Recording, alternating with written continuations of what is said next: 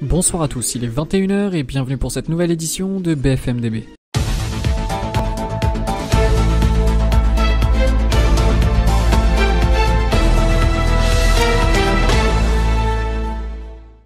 Aujourd'hui au programme, rubrique jeux vidéo sur Dragon Ball FighterZ et Dragon Ball Saikyo no Senshi, rubrique musicale, rubrique FDP présentée par Roberto, rubrique Adventure présentée par Kermit et tout de suite la review de l'épisode 101 de Dragon Ball Super. Rebonsoir à tous. L'épisode commence avec le réveil de Kaelu qui ne se souvient plus de ce qui s'est passé malgré Caulifla qui lui raconte qu'elle a été incroyable. Mais ce n'est qu'un court passage avant de passer à Goku qui demande à Jiren de se battre contre lui. Malheureusement, Toppo les dérange avant le début du combat avec son Justice Flash, qui s'enfuit par la suite avec Jiren. Goku sort du sol avec quelques coups de poing à côté de Kaelu et Caulifla, mais ils n'ont pas le temps de discuter que 5 Pride Troopers apparaissent sur une colline au-dessus de 3. Goku dit à Caulifla qu'il s'en occupera seul en pensant que Kaelu est trop faible, mais Caulifla lui fait comprendre le contraire bien que Kaelu semble plutôt effrayé. La vue passe ensuite sur Kame Sennin qui envoie son Bankoku Bakurisho droit sur un moustique vert et noir afin de l'immobiliser. Puis Tenshinhan apparaît et envoie un Shinki Koho droit sur lui, ce qui l'éjecte hors du terrain et montre au passage un beau travail d'équipe. Gohan et Piccolo les rejoignent par la suite, ainsi que Freezer et Vegeta qui se disputent pour une simple cible. Mais comme dit Freezer, premier arrivé, premier servi. Il l'envoie alors sans plus tarder hors du ring. Zenho-sama élimine les guerriers sortis du ring et la vue passe ensuite sur Goku qui se fait une nouvelle fois attraper par derrière.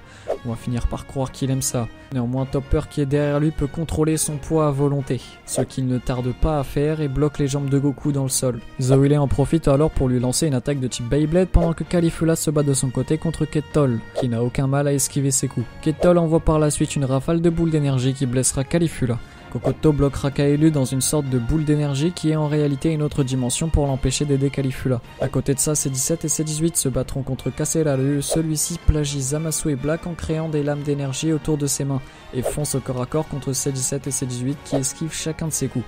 Kaselalu envoie ensuite un Justice Bomber que C17 bloque facilement avec sa fameuse barrière verte. Puis la vue repasse sur Goku et ses deux adversaires dont la situation devient de plus en plus difficile. Heureusement, C17 arrive en tirant 2 déferlantes à la suite sur Topper qui relâche Goku sans plus attendre.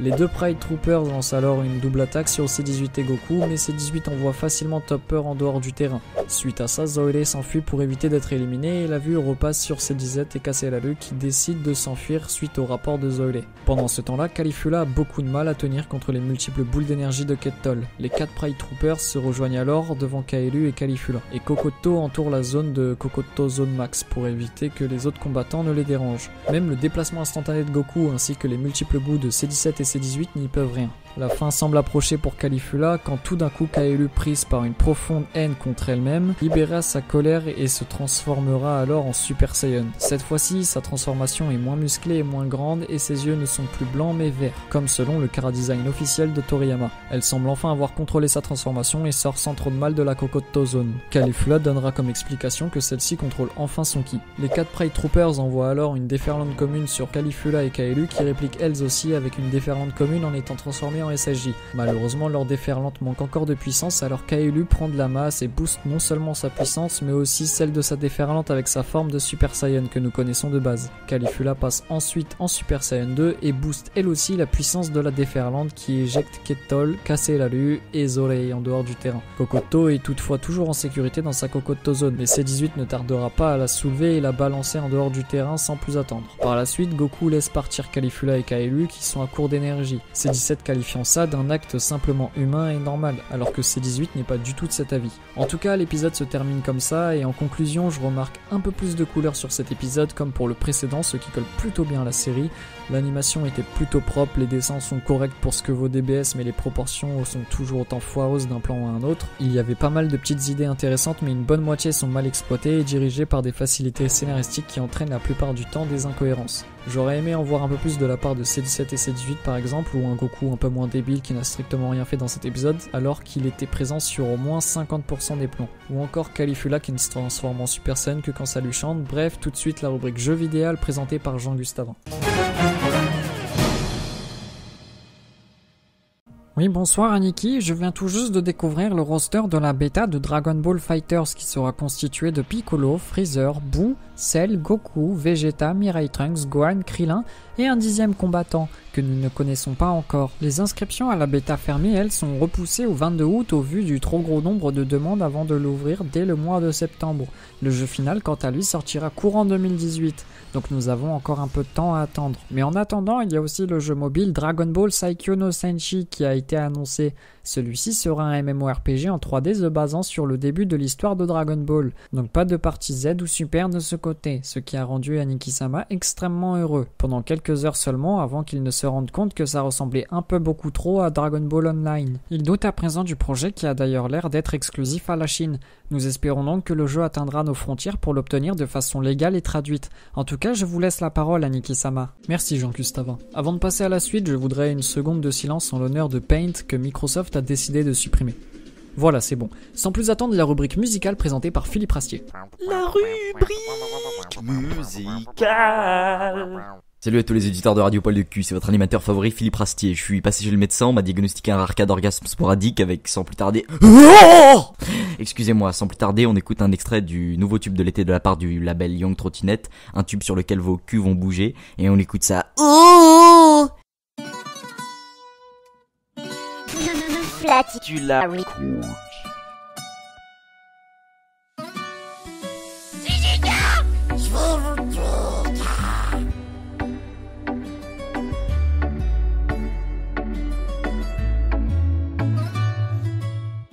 Merci à vous Philippe Rastier. Tout de suite, la rubrique Adventure présentée par Kermit. Rubrique Adventure! Hey guys, it's Kermit the Frog. So basically I was eating with Aniki and Borgia King and I had the idea to go buy sticks, Shards of Darkness. So I went to the checkout and when I saw a fucking backpack girl who smelled tappy with her mom, I could only hear this.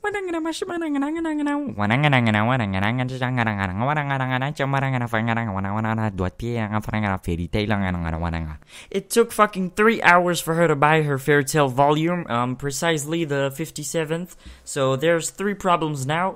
She's a backpack. Its language is ridiculous as fuck, and she bought a Fairy Tail volume.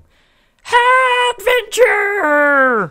Une belle aventure. Passons à la dernière rubrique de cette édition, la rubrique FDP présentée par Roberto. C'est la rubrique FDP. Salut à tous mes phallus dinosauresques, après le retour de vacances de la Sainte Pomme, que vous n'avez d'ailleurs pas remarqué tellement il est actif même en étant absent, on va s'attaquer à Bandai qui a atteint un seuil de fils de puterie critique depuis un bon bout de temps. Oui, je sais, vous allez me dire. Roberto, pourquoi tu critiques Bandai juste après l'éloge fait sur DB Fighters? Tu veux savoir pourquoi, connard? Premièrement, les cartes de taux drop sur Dokkan Battle. J'ai plus de chances de réussir à rentrer mon pénis dans une retraitée que d'avoir un Gohan ou un Broly LR sur la globale. Bon, que les personnages sortent en avance, ok.